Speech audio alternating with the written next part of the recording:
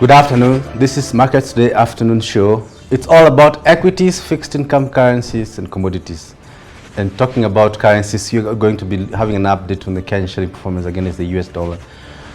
We have some text showing that actually the shilling began the week on a weak note, weakening to about 107/108 compared to a close of 105/103 last week. You know, there's some weakening this week. As I mentioned in the morning, we had a huge foreign portfolio outflows from the market, stock market specifically last week, just about $5 million. And we think that this could actually be a huge factor in the weakness of the Kenyan shilling.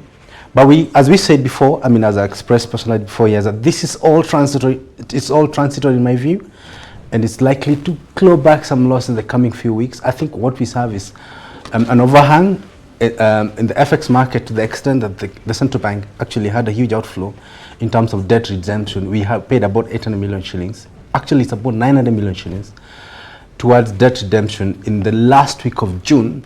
That's a huge outflow. You would expect some slight uptick on the Kenyan shilling against the US dollar on the basis of that. We're also looking at the markets closing just about 25 minutes. We'll be tracking the figures. So far, it looks like a very dull opening day. Well, turnover is just about 130 million shillings. Well, last week it closed at almost 600 million shillings. So you'd expect a typical Monday, typical slow Monday, very slow trading day. We'll be tracking that as the market closes. We'll also be we are actually looking at insurance sector, the performance. We'll be looking at distribution, we'll look at general insurance, we'll be looking at the long-term insurance, the premium growth, insurance penetration. So you should look forward to more discussion. We'll also be touching a bit on the banking sector consolidation. We saw a word of caution from one of the ratings agencies citing Kenya and Tanzania as one of the markets where consolidation is beckoning. Well, the question is always that, is balance sheet really a proposition in this market? My answer is always that balance sheet is never a proposition in this market. Therefore, consolidation in the hope of making balance sheets very stronger is not a valid proposition.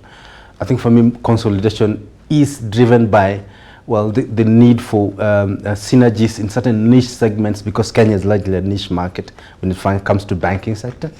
So it's about taking advantage of each other's needs, but I don't think balance sheet proposition is strong in this market. We'll take a short break looking at the market close figures, and then we come back for some more discussion on the insurance sector.